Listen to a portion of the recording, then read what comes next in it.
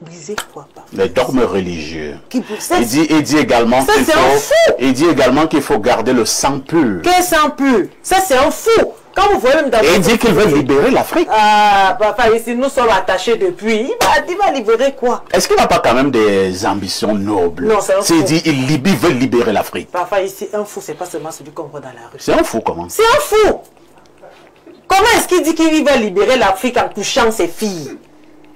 La maman, même là, je ne sais même pas où c'est. La maman est partie depuis. Elle est partie, elle a laissé ses filles entre les mains d'un psychopathe. Elle était partie avec une. Elle est partie avec une. Et l'autre restait faire quoi? En mariage. En mariage de son père. Parfois ici. Le genre je ne sais même pas pourquoi il est encore en liberté. J'ai suivi qu'il est à la Légion. Il fait quoi? Qu'est-ce qu'il dit? On devait le brûler, le pendre même. Okay. Non, parfois ici. Je t'assure que cette histoire commence à prendre de l'ampleur au Cameroun. Ah bon? Oui. C'est un véritable phénomène de société. C'est un phénomène, un fléau vraiment social. Les papas couchent avec leurs filles. Qui couchent avec leurs filles. Et moi, j'ai attiré aussi l'attention des mamans. Quand vous êtes à la maison avec les enfants, il y a des habillements que vous devez proscrire chez vous. Tout à fait. Vous allez voir une petite fille à la maison, elle a déjà... Je vais parler normalement, hein, pour que même celui qui est derrière le pays, là, qu'il comprenne. Une petite fille qui a les rondeurs, les seins sont là. Les fesses poussent. Elle met les matelots. Le bout des fesses se voit. Oh là là. La maman regarde. Faites attention, hein. Nous sommes en télévision. Nous sommes en télé, il faudrait que les enfants là écoutent. Disons qu'elle commence à avoir des formes d'une femme. Enfin, ici, il faut parler aux gens que même si c'est une maman qui veut marcher, qu'elle comprenne. Non, il y a la pudeur. De telle enseigne que tu vois une petite fille habillée, la maman regarde, et c'est même elle qui achète ce type d'habit. Les matelots, les top crops, c'est les top crops. Elle passe devant son papa, devant ses frères. Elle passe même en serviette. Le papa, il ne dit rien. Parfois, ici, il y a des parents qui sont nés dans la pudeur. Vous ne pouvez pas accepter voir votre fille habillée n'importe comment et vous laissez. Il y a même des habillements à la maison, quand vous voyez ça, vous déchirez. Parce qu'il y a des enfants qui s'habillent comme ça. La maman, elle est fière, elle dit, ma fille est déjà grande.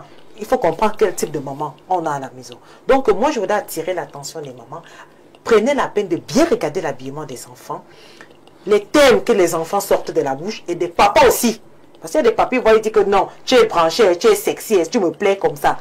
Une maman qui écoute ça d'un papa, mais même si c'est moi, Jeanne Vondo, je te claque d'abord. Et puis on s'explique après. Pourquoi est-ce que tu trouves ma fille sexy? Heureusement, tu devais faire demander à l'enfant, non, viens, je t'explique. Discuter sexuellement. Que lorsque tu t'habilles comme ça, tu attires déjà les regards. Et vous les hommes, vous ne gardez pas vos instincts là tranquilles. Oui. Merci. Vous regardez des trucs, mais il faut, parfois ici, il faut sensibiliser les enfants. Merci. Et aussi vos mamans, vos maris, vos femmes, autant pour moi, vos sœurs, vraiment pour qu'on ne puisse plus arriver à des choses pareilles. Ce matin sur ce plateau, sachant qu'il va manquer de temps. Parce que... je vous annonce une bonne nouvelle. Hein. Oui. Le président directeur général vient de nous gratifier de 15 minutes supplémentaires. Merci. Oui. Même jusque-là, j'espère qu'on pourra... Non, on va...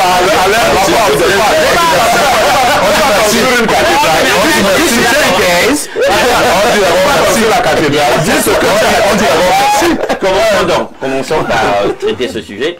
Vous savez, on a posé la question de savoir, s'agit-il de sorcellerie ou alors d'illumination? Je dis les deux. Pourquoi? Tout simplement parce que il y a des illuminations, lucifériennes. Il faut déjà que les gens le comprennent. On n'est pas toujours illuminé par un esprit saint. Il y a des illuminations lucifériennes. Et d'ailleurs, lorsque vous rejoignez un certain type d'ordre, justement, dans le processus initiatique, on vous permet de passer par un rituel qui est, disent-ils, un rituel d'illumination. Et ça peut être un rituel qui voudrait que vous alliez avec votre fille. J'en viens. C'est pour ça que je disais que sur ce sujet, il y a tellement à dire que je ne sais pas comment je dois attaquer ça. En réalité, j'ai suivi le professeur tout à l'heure. Il a donné quelques éléments de sa discipline dans son champ universitaire. Je dois dire qu'il faut faire attention. Les gens, les masses, les populations n'ont pas encore compris comment fonctionne l'ingénierie sociale, le conditionnement de masse.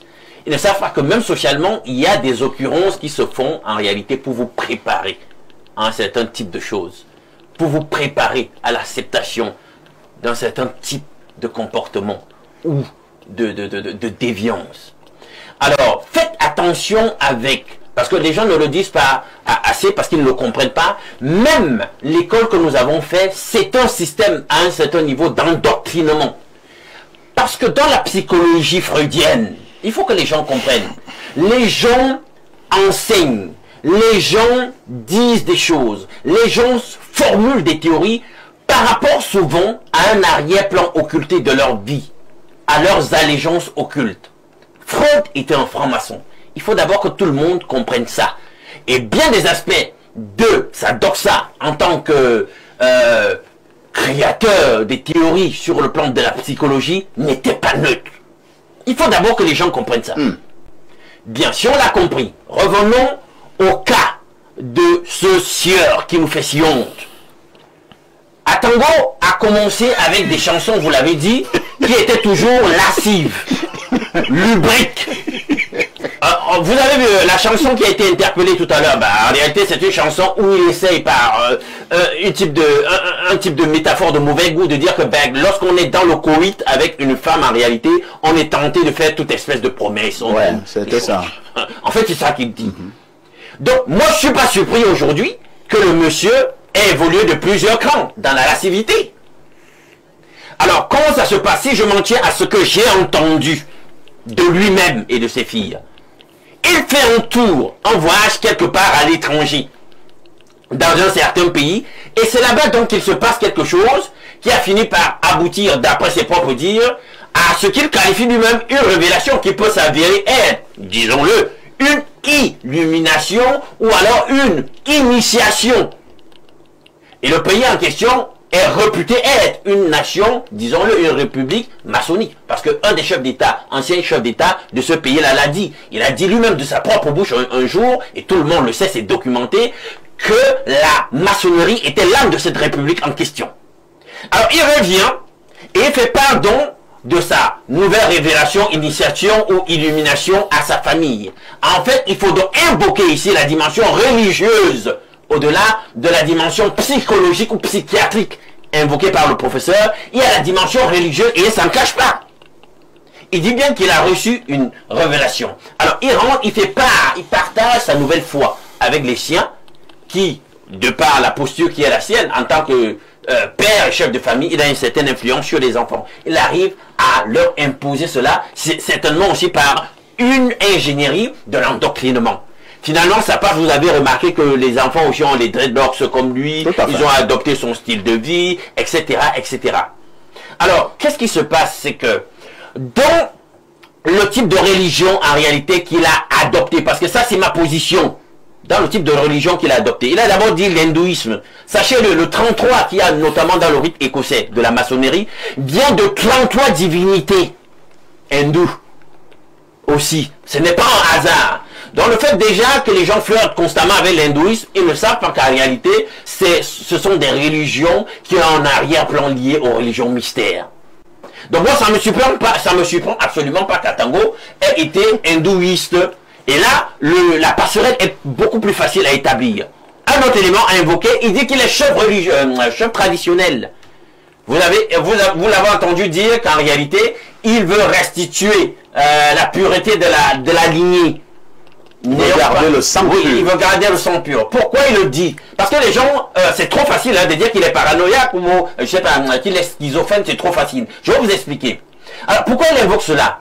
Disons qu'anthropologiquement, vous allez évoquer, on peut aller retrouver cela dans le nombre de civilisations, dans le plus clair des cultures, l'inceste en réalité est interdit. Mais il y a des nuances selon les cultures et certaines civilisations. Je vous invoque cela pourquoi? Parce qu'en Afrique, en Amérique des Indiens et en Océanie, il y a des peuples là-bas où il y a nuance sur l'inceste. Pourquoi? Parce que là-bas, ils considèrent, puisque la lignée est matrilinéaire là-bas, c'est-à-dire qu'en réalité, le pouvoir se transmet là-bas de mère aux enfants. Et vous savez que notamment ici, dans le cadre de nos religions africaines, il y a un mouvement appelé le kémitisme ou kamitisme qui prend toujours cette matrilinéarité dans leur doxa. Donc, je fais une parenthèse là et je continue. Donc là-bas, donc, comme c'est matrilinéaire dans ces cultures, qu'est-ce qui se passe avec l'inceste? L'inceste est simplement mal vu quand il s'agit de la mère qui couche avec son fils. On dit là-bas que, en réalité, dans la matrice de la mère, lorsqu'elle avait ses menstruations, l'âme de l'enfant s'est formée à ce moment-là par une transition, une communication de l'âme des ancêtres qui a rejoint l'enfant dans la matrice de la mère et s'est associé à ces menstrues de la mère pour former l'enfant. Donc, en réalité, l'enfant, sur le plan de la problématique de l'inceste, le tabou n'existe